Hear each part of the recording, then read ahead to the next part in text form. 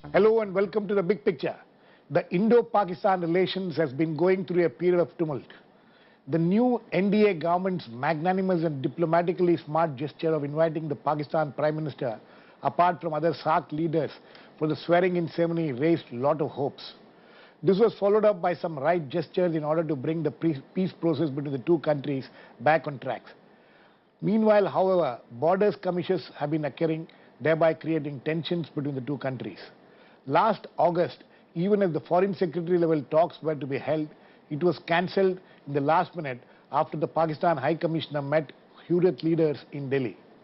Ever since, the relations were frozen, only to be revived with the visit of Foreign Secretary S. Jaishankar to Pakistan earlier this month as part of the SAARC initiative. Yesterday, the NDA government deputed its Minister, General V.K. Singh, to attend the Pakistan National Day celebrations at the High Commissioner's residence, where the Hurriyat leaders were also present, kicking up a controversy. In the light of all these developments, we will discuss today where the India-Pakistan relations are heading and if there is coherence on India's part about it.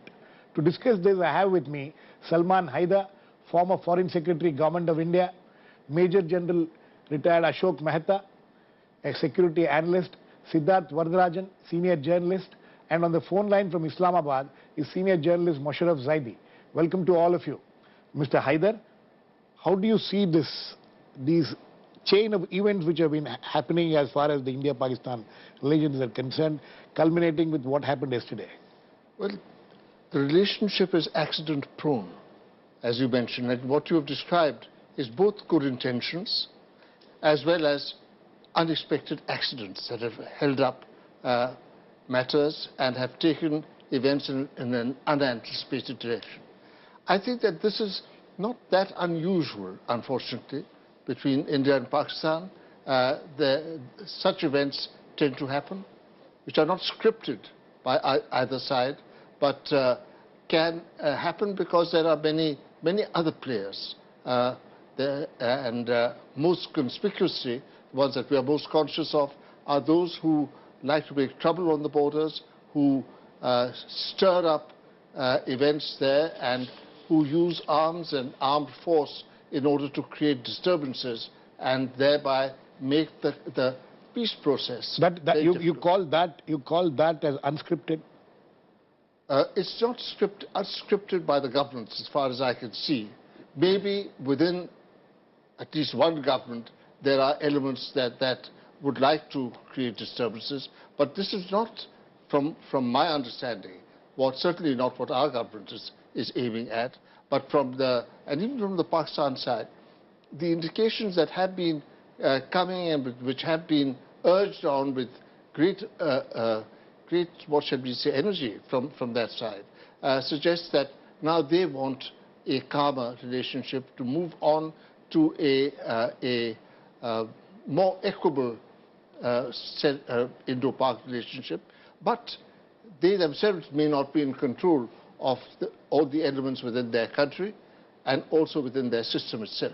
But how do you look at what happened yesterday?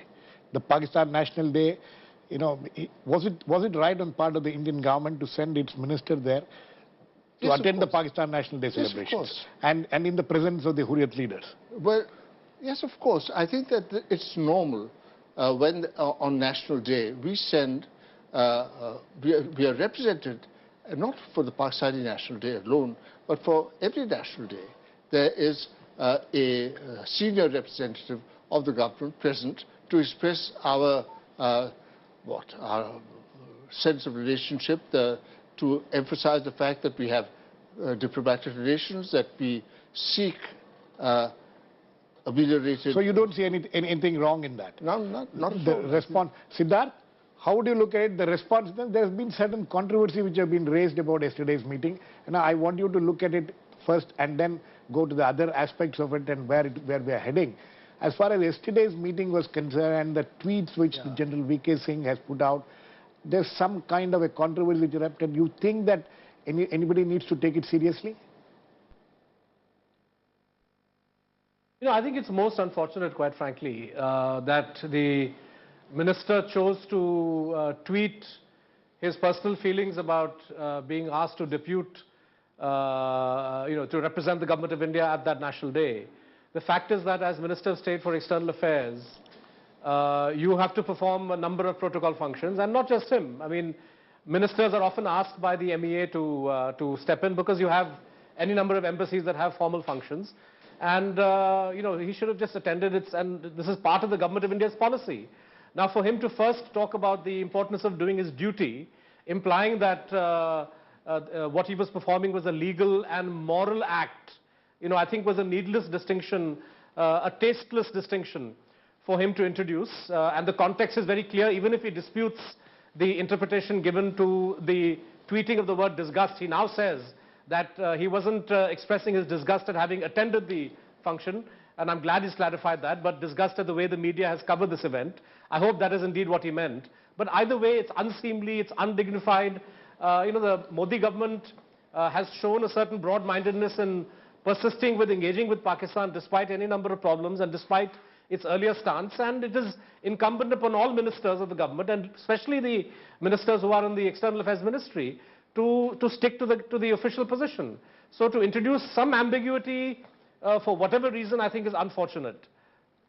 Okay, that's interesting. Musharraf, how is it being viewed in Pakistan? All these developments which have happened, including what happened yesterday. Now, how is it being viewed in Pakistan? Well, I think that, it was a very special day yesterday. As you know, because of the security situation, we've not been able to celebrate our Republic Day with the same pomp and circumstance that we would like to. Certainly with nowhere near the pomp and circumstance that, mashallah, our friends in India are able to do, in January. And this year was a particularly big year. So just like Indians love to celebrate their Republic Day, we also have a feeling that it just is a nice way to affirm our nationhood and our reason for existing. So, it was a big day. I thought actually the fact that the Modi government decided to send General V.K. Singh to the event was brilliant. I think it was brilliant that he attended. And, I think that in mature minds within the Indian media, within the Indian intelligentsia, I know that they're of one mind on this for the most part. And I know that in Pakistan, it's the same thing. We're looking forward to a day when our Republic Day event is headlined by an Indian Prime Minister as the chief guest. I think that's kind of the vision that normal, progressive people in both countries have in terms of the kind of region we want to live in. And if there's a bit of controversy around this, I've tweeted about it as well. I mean, I thought it was a bit undignified, but if he meant something else, then we have to take him for his word. He's a very accomplished man, and people sometimes, especially soldiers, sometimes are driven by emotion and nationalism than their sort of sense of diplomatic duty. So I don't think he should be skewered in the way that perhaps he's being skewered, and we just all need to move on and keep building on the relationship. Okay. Please stay on, Musharraf. I'll come back to you. We are now joined in on the phone line by Nalin Kohli, national spokesperson of the BJP. Nalin, is there, there have been doubts being expressed about what is it that the government of India wants as far as the relations with Pakistan is concerned. There are certain doubts about there being certain incoherence in the policies and how to go about it. How do you react to what happened yesterday and generally and in the larger sense also? Okay, I think we're not able to get him on the line. Okay, General Ashok Mehta, how do you look at this? Well, first, as somebody belonging to the army, I would agree entirely with Siddharth that the manner in which the minister, who is a former army chief, behaved was very immature. If he had any reservations about attending a function, a national day, at a time when the Prime Minister of this country has sent a letter of congratulations to Modi, and as you said, that there are efforts now on the part of this government to revive the dialogue. So for a Minister of State, notwithstanding the fact that he is the former Chief of Army Staff, to use words like disgust was pretty disgusting according to me. And therefore, I think... Despite the clarification which he gave. Well, I don't know what clarification he gave. Clarifications come later, but the fact that the damage has been done after you've tweeted 200 times this message. Now, that apart, I think what we have to understand is that the India-Pakistan relations are accident-prone, as Salman said, but there is a predictability about this. Accidents also. These accidents. See, terror and talks have been going in tandem sometimes. It depends on the scale of the terror attacks. The talks have been halted only when, for a protracted period, when there was the 2001 attack on Parliament and then the 2008 attack in Mumbai. You've had interrupted conversations between India and Pakistan. That is the way it's going to be. That is the way it's going to be, that terror will continue as long as in Pakistan you have non-state actors and the military establishment. So you have non-state and state which is non-state. No, General Ashok Mehta, the question is this. We are looking at today we are looking at the issue of whether there is coherence as far as India is concerned about the... No. So do you see that coherence? No, I'll tell you why I don't see a coherence on the part of this government, for whom I voted, I must confess. This government started out by trying to say it was different. It has 282 seats. It's not like the previous government. So in order to prove that it was different, it adopted what it called the tough policy. Now, what is this tough policy? That if on the ceasefire line, if there is firing of 10 rounds, you will retaliate by 100 rounds, and the government will say, well, we have shut up their mouths. They actually haven't shut up their mouths, because you can never shut up this conversation which takes place between guns on the two sides. You call it conversation? Yeah, this thing has been going on for years, and this will not stop. On the other hand, you tried to be tough by calling off the foreign secretary level talks, and now, for the love of God, why the hell do you send your foreign secretary to Islamabad on a Sark Yatra and you don't hear anything about resumption of talks? Everybody expected that when you send a foreign secretary, you would hear something about resumption of talks. We heard nothing about talks. We heard nothing about it. Mr. Haider, you know, the last foreign secretary level talks which were scheduled to be held, which was cancelled in August because the Hurriyat leaders met the Pakistan High Commissioner. Now yesterday the Pakistan High Commissioner invited a lot of Hurriyat leaders. You know, they were present, our minister also was present. How do you look at this? You know, this is the confusion in the minds of people that where are we heading? Well, what I see, unlike Ashok, I didn't vote for the present government. But still, let me say today that, seems to be a day of confession. I don't see incoherence in the policy. You don't see? No, because I think we are talking about episodes. Individual episodes, they will be incoherent. There will be ups and downs in individual handling of situations. Situations will be engineered, as I mentioned a little while ago, by people who have a vested interest in bringing negativism into the bilateral relationship.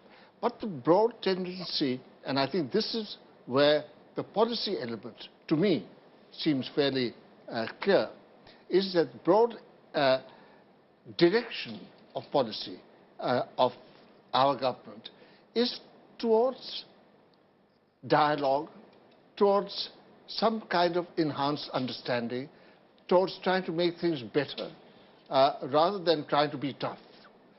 Yes, on the line of control, what Ashok just said in terms of there's a local dynamic which can be very damaging and which can be very noisy and which can dislocate the broader parameters. Process, yes.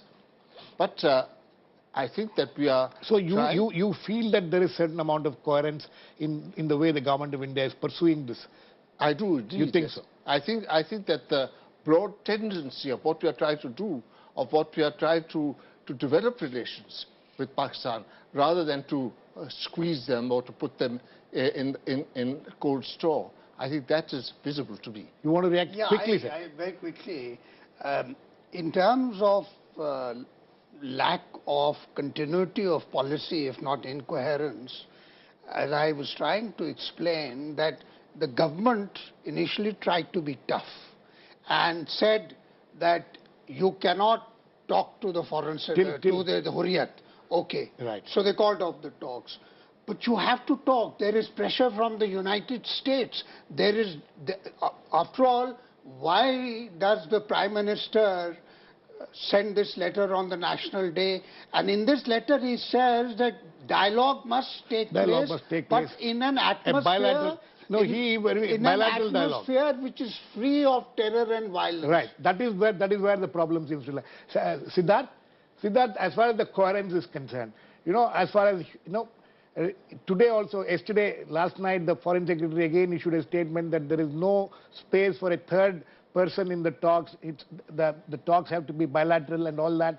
And then, this whole Hurriyat leaders issue and the way it was, the government reacted in August and now yesterday, what kind of signals are these sending? Are all these things sending? I think the signals are a little bit mixed and confusing, quite frankly. Since you have been trying to discuss the coherence of this government's Pakistan policy, my own 2 words on this is that there is as much coherence or incoherence in the Modi government's policy towards Pakistan as I saw in Manmohan Singh's policy towards Pakistan. In other words, there is an intention to further dialogue and to have further engagement, but somewhere down the line, due largely to reasons of one's own making, there is an inability to take that commitment forward. Now, it's understandable to have a policy which Mr. Modi restated, when he said dialogue in an atmosphere free from terror. I think that's a reasonable demand. It's a fair demand. It's a demand that I think would have takers in Pakistan and, of course, takers internationally. The problem is that when we called off the Foreign Secretary dialogue, not because of a terror attack, but because the High Commissioner met Hurriyat leaders. Right. We ended up lowering the bar. Prior to that, it was understood that if we talk, another act of terror would lead to the cessation of dialogue. By making Hurriyat the issue, we have lowered the bar so that now, at some level of Pakistani government, we know how divided the Pakistani establishment is. If all it takes for the anti-dialogue elements in Pakistan to sabotage India-Pakistan talks is to engineer a meeting with the Hurriyat, which really means nothing, quite frankly, then we have made the task of these elements that much easier. Now, I thought the Prime Minister's letter, in again emphasizing the terror-free atmosphere, was a very good step. But by, again, overreacting to the presence of Hurriyat people in the Pakistani National Day reception, I think, it shows a certain confusion of mind, quite frankly. No, but Siddharth, it's something that's best avoidable. I mean, if India were to meet, if India were to meet, if the Indian High Commissioner were to meet leaders from POK or representatives of Gilgit-Baltistan movement, that doesn't take away from the bilateral nature of the India-Pakistan dialogue. Just like if we were to meet with, if our ambassador, High Commissioner were to meet with PPP leaders or PML Q leaders or, the MQM leaders, that doesn't take away from the bilaterals. I think we need to, not get lost in the woods, quite frankly, which is what we seem to be doing. Okay. Getting diverted by irrelevant issues. would you like to come in, Mr. Haider, in this? Would you agree with? I think what Siddhartha said makes eminent sense to me. I think that's really the way we ought to look at it. No, one thing is what Siddharth said, what General Ashok Mehta also said, that at certain times you raise the pitch, at certain times you lower the pitch, and does it match the longer term vision? So I agree that the ups and downs suggest a certain changeability at any rate, and which is not necessarily a very calculated changeability. Not a calculated. Yes. Yeah. But at the same time, I think that the broad tendencies of policy, broad tendency of trying to build relations, of the message that has been referred to, that PM sent to Mr. Nawaz Sharif, well, this is a routine courtesy on this occasion. But on the other hand, these routine courtesies have to be examined and assessed in a particular context. And I think that it is giving a message which is more than just a routine message. I'll come to you, General Mehta. Musharraf, you know, one of the problems in this relationship since the last 6 months, since the time India cancelled the foreign secretary level talks in August because the Pakistan High Commissioner met the Hurriyat leaders, and then later the kind of interplay between the Hurriyat and Pakistan in all these things. Why is it that Pakistan insists on Hurriyat, knowing fully the fact that India is very sensitive about this? Well, actually, so I think there's a bit of, I think that's maybe that viewpoint needs to be informed also by two things. One is that it's not something new, the Hurriyat and meetings at the Commission, meetings between visiting Pakistani dignitaries and the Hurriyat, and Pakistan's view that the voice of the Kashmiris is an important voice. In fact, that is the linchpin of the entire Pakistan-Kashmir policy, is that the right of the people of Kashmir to self-determination is central to that position. So I think there's nothing new or particularly unique about this desire to engage with the Hurriyat on the one hand. On the other, the fact is that there had been a concession that Pakistan already made, because as at least some of your panelists would be aware, the Pakistani Prime Minister was asked not to engage with the Hurriyat, indirectly or directly, during his visit to the swearing-in ceremony of Prime Minister Shri Narendra Modi. And therefore, there needs to be a recognition that that request was acceded to, it was accepted, and it was respected. And that was the only request that was made. But that was overshadowed by what happened in August. Well, so unfortunately, I think the other big problem with this whole VK Singh event, and indeed with the entire relationship, is that the politicians and indeed opinionists like myself and others on your show, we also now have to meet a certain standard of nationalism that's been set by the loudest and most irresponsible elements of our national discourses, respectively. So the fact of the matter is that what VK Singh tweeted is only marginally offensive. As a Pakistani, I don't feel that offended. It's not because of a lack of shame or lack of nationalism or patriotism. It's simply that one understands that in sort of heated events, in the heat of emotions, social media is a very damaging thing. There's a minister who's made a tweet which people can have some fun with, but shouldn't become the fulcrum of the national discourse between the two countries. Okay. The bilateral relationship is rich with already enough problematic issues that we don't need to populate it with issues like this. So I think there's a collective responsibility on cooling the temperatures between the two countries, and people like the five of us have a great responsibility in that regard. Okay, I think General Ashok Mehta, I think Musharraf Zaidi, what he's saying he's absolutely right to an extent, but I say that a minister, no matter what his emotions are, has to behave maturely and has to act according to protocol and policy of the government. Your own personal feelings are not expressed on the social media. So no, in fact, if we go by what Musharraf Zaidi is saying, I think he's being very generous. The problem seems to be more within India than. Yeah, I personally think that this was not a correct action on his part, notwithstanding what his personal feelings are. No, but that's the. I just want to make one other quick point. Will it affect the process? No, it will not affect the process. Then I think we should leave it aside. Yeah, you should leave it aside. But I want to the government has tied itself in knots on this question of the Hurriyat.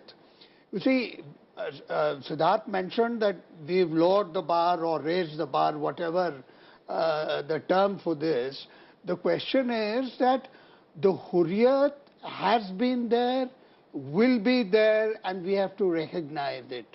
By calling off the talks in August simply because the Pakistan ambassador met the Hurriyat before the talks, and more particularly because India said don't talk to them, but he did still talk to them. He said, well, how could I not talk? They were already inside the building of the embassy. So if you look at all this, when I say we, the government overreacted to this question of the Hurriyat. Mr. Haider. Yeah, I just wanted to say that if there's incoherence on one side of the border, there's equal incoherence on the other side. On the Pakistan side. That side. Right. And I think that we should remember, after all, if they have a position that has just been explained to us, that the key to the whole thing is Kashmiri opinion, and that Hurriyat is seen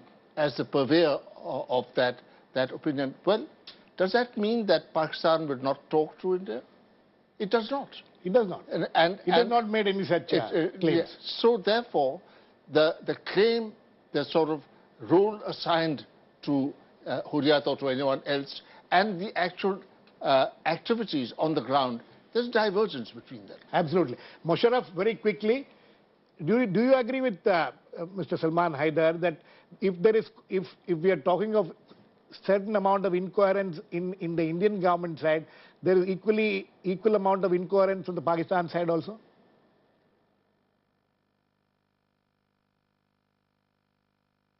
Musharraf? That's incoherence. I think we lost the line. As Siddharth? Yeah. If you're asking me the same question... Yes, same question to you.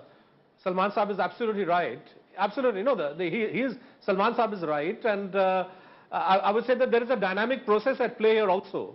That incoherence in India exacerbates incoherence in Pakistan. That becomes an alibi for us to be even more inconsistent in our policy. So this accident-prone nature of the relationship, unfortunately, generates a self-perpetuating dynamic that is unhelpful. In Pakistan, for example, within 24 hours of Jaishankar's visit to Islamabad, I was astonished to hear allegation by the Pakistani defense minister that India is keeping the situation on the line of control tense because we want to sabotage Pakistan's fight against the Tehreek-e-Taliban Pakistan, which is really an astonishing charge, because why would India have anything, why would we want to sabotage that fight?